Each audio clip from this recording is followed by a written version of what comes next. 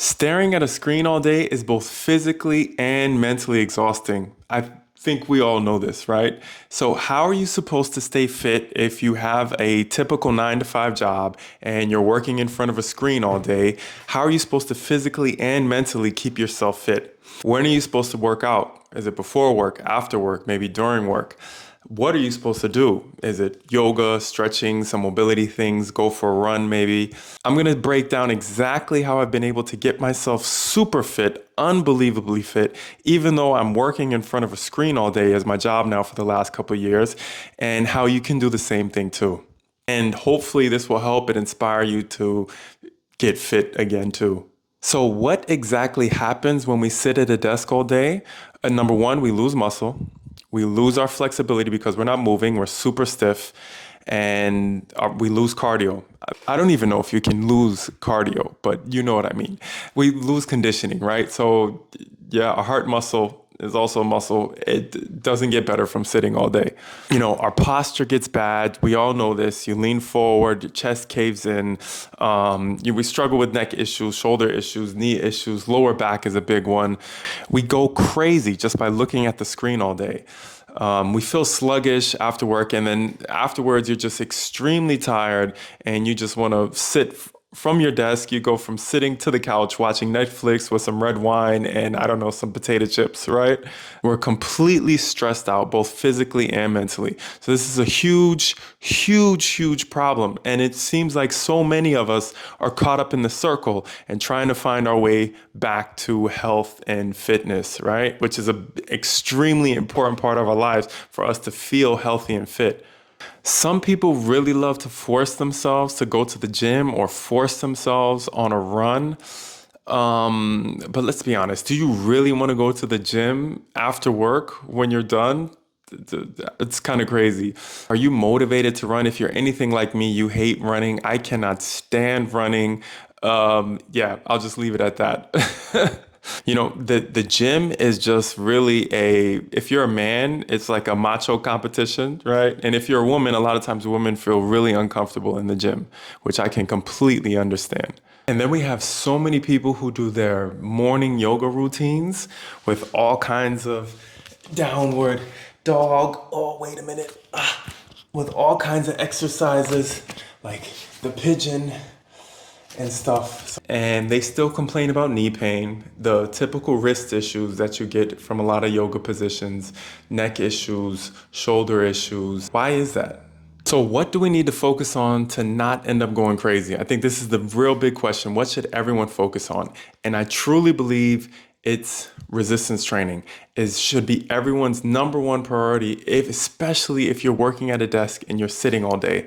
Just to be clear, resistance training is cardio. Your heart rate will go up. I know it's not going to increase like going on a run or sprinting to the train.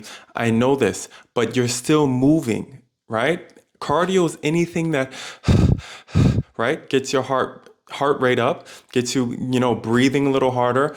I promise you, if you do resistance training properly, you're doing cardio. And plus, I truly believe when it comes to cardio, one of the best things we can do is walking, moving our body. So taking walking breaks is a big one, but I'll get into that also.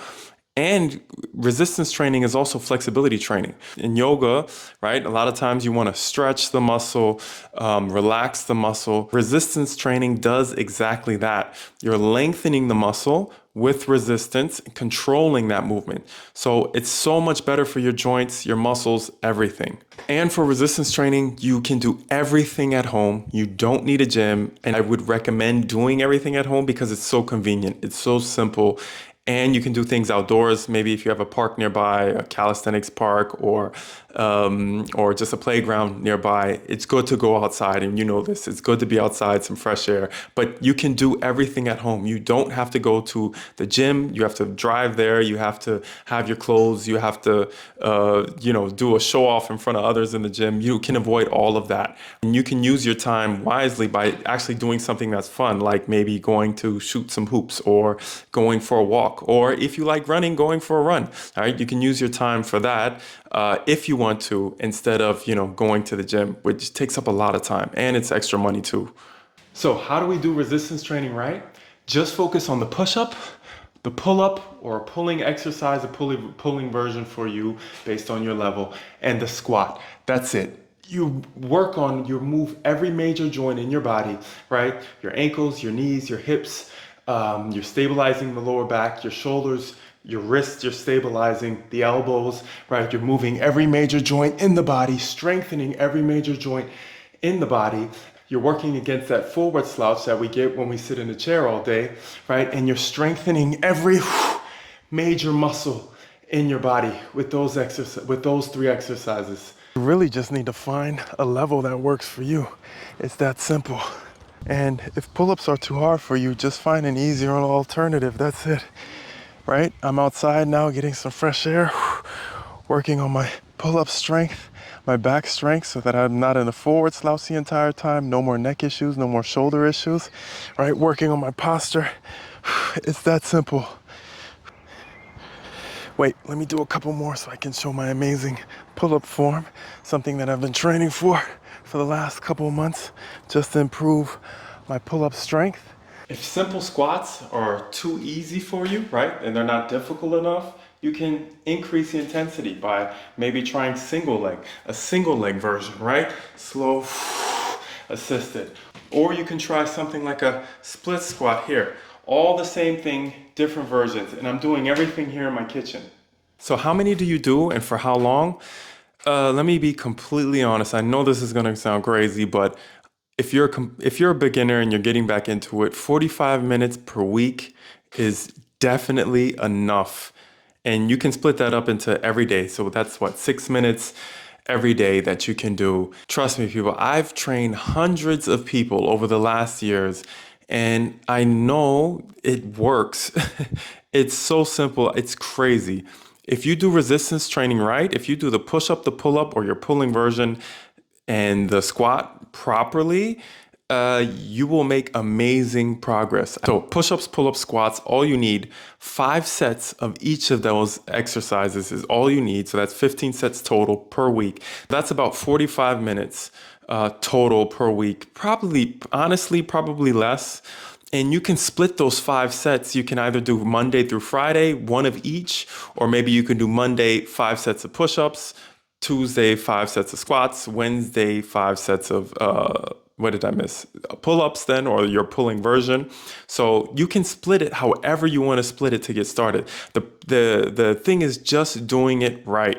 Like now I could do set of push-ups, set of pull-ups, and set of squats, and then go back to work, right? That's going to take me, I don't know, 6 minutes to 10 minutes, depending on how much break I'm taking in between, if any. So it may take less than 6 minutes. For some, it may be more. But honestly, if I do this right, and I'm taking a break and I'm doing something productive for the body, I'm challenging myself, and then I go back to work, I guarantee you will make amazing progress. And let's be honest, you don't think I'm gonna get better if I do one good set of these every single day, or 5 sets in one day? You don't think I'm gonna get better at these? We gotta keep things simple, people, and use common sense. Also, we have to start breaking our day up a little more. I love to go for walks throughout the day, 1 to 2 kilometers every day if I can, at least one. And it takes me about 10 to 20 minutes, depending on how fast and how long I'm walking. But yeah, everyone can do this. I can increase the speed, pick the speed up for me to walk a little bit faster, get my heart rate up more. I can slow it down. Really simple. Everyone can do this. You're not gonna break a sweat, not unless it's super hot like it is today. But everyone can do this. And yeah, it's really good to just break your day up. You can work while you're doing this. You can think while you're doing this, right? Ich film grad. Ciao, ciao. Yeah, makes it, everyone can do this, right? And I love to, if the weather's good, go outside. But, you know, if the weather's not that good, you can also do this inside. I have a walking treadmill or a walk at home, and it's easier to actually increase the speed when you're at home to really get your heart rate up, get out of breath. So yeah, these are things I really love to do. I'll do my 1 to 2 kilometer every day, and I combine that with my resistance training, which may only take 10 minutes if you're starting off. I do around 20 to 30 minutes per day. But if you're a beginner, 10 minutes is more than enough if you do the push-up, pull-up, and squat, and combine that with, a 10-minute walk. I promise you, you'll have amazing results and getting fit with a 9 to 5. And when it comes to food, I think a lot of you already know what to do. I think you just confuse yourself because there's so much information out there. It's unbelievable. There's so many diets, there's so many trends out there. It's really unbelievable, but I think most people honestly know what to do. And if you're a 9 to 5er, the biggest issue I see is consistency. A lot of times people work from 9 to 5, they don't eat anything proper between 9 and 5, right? And then they go home and then they have a huge meal, and usually it's pasta or pizza or some junk. You know that's not right. I mean, I think it's common sense to know that's not good to do. And I know we hear all the time this one meal a day and stuff. Maybe the one meal a day thing works for you. For me, it does not work because I end up overeating and I end up super hungry, and it just doesn't work for me. So I like to eat a breakfast maybe at around 9:30, so not too early. The earlier I eat the breakfast, that means I'm going to be hungrier again. So if I eat around, I don't know, 6:37, I'm probably going to be hungry again 10 or 11. So I love to eat my breakfast around 9:30, 10, and then I'll eat maybe a late lunch. And that's usually around, I don't know, 3 or 4.